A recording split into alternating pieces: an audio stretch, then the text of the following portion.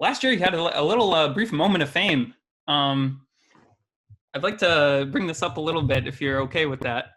Yeah, that's fine. That's fine. Um, My 15 minutes are over. you had this Gen Z dictionary that you were making just from just things that you were picking up in class and just writing down like modern slang pretty much. Mhm. And then Yeah. students posted this, got you viral, or at least the dictionary viral, and then people end up reaching out to you. And yeah, so what was this like? How did you deal with this? And Uh, I don't know. Well, like the letter or the email that I sent to my students about, the protests in Minneapolis and George Floyd, Breonna Taylor. The Gen Z dictionary was something that was never intended for public consumption. So I guess it's my own fault for like mirroring it on my computer screens, on my TV screens in my class. But it was pretty wild because I do remember the day that we were talking about the dictionary and it was on the screens, and I didn't know that anybody took a picture of it because I have like a cell phone holder for kids to put their phones in. Yeah, the next morning I woke up and like my phone was blowing up, text messages, emails, phone calls from former students, family members, like, is this you? What the heck is going on here? It was totally bizarre. And yeah, that and that day I just kept getting phone calls to the school, like email requests from different media outlets wanting to talk to me about this totally innocuous thing that I created just, just for fun, to interact with my students, and to allow me to keep track of the different slang terms that they were using. I've kind of always been fascinated by that. Like even when I first started teaching in like 2004, and kids were saying things like "that's hot" and all kinds of other different like terms, and it was always just kind of like fun to me. Like, if I'd hear a word used in a context that I didn't understand, I'd be like, well, what does that mean? And I always thought like I should write these down, just keep like a document going.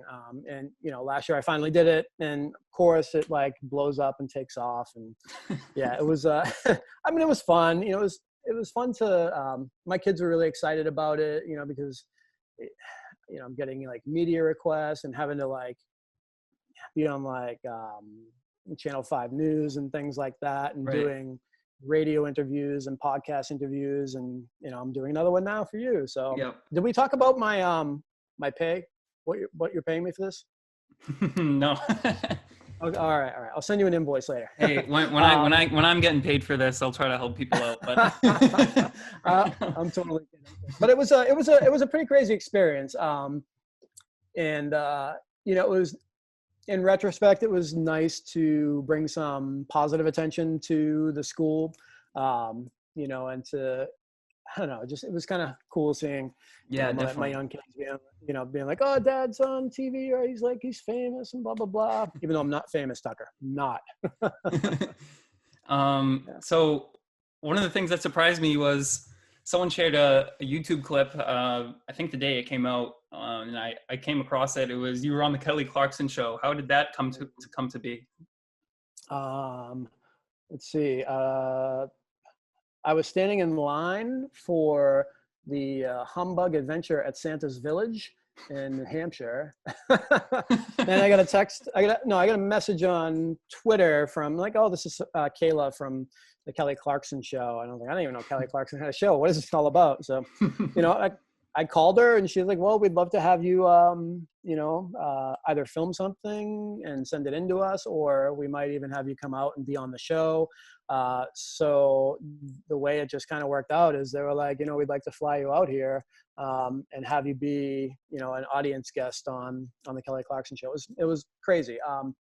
So I flew out on, what was it? Taping was on like a Tuesday. So we flew out like a Monday. It's like a 6.5 hour flight. Was it to California? Yeah, it was to LA. And I was like so nervous. I didn't sleep at all. So I was like up all night, just like terrified, like butterflies in my stomach.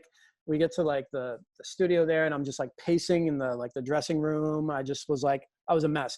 I actually like have very little memory of of being in the studio and very little memory of actually talking with her. So like when you see that whole thing on YouTube, which I haven't watched, I can't bring myself to watch it.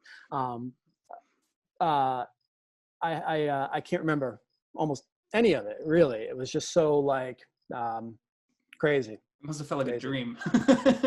That must have been so crazy. Yeah, yeah. Like you just come home and wake up and you're like, whoa, what? What just happened? Right. It's like May 2nd. I'm getting ready to just go do my everyday job. Next thing you know, it's like, Twitter's blowing up, emails, phone calls. A couple months later, So you're flying funny. out to LA. I had to wear makeup. The power of the internet.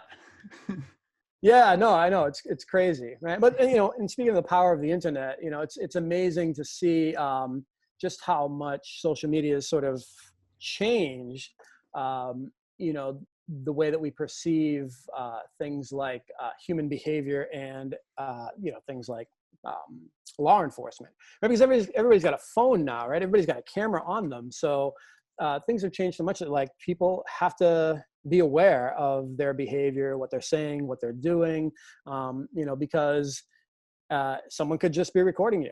Private interactions aren't so private anymore.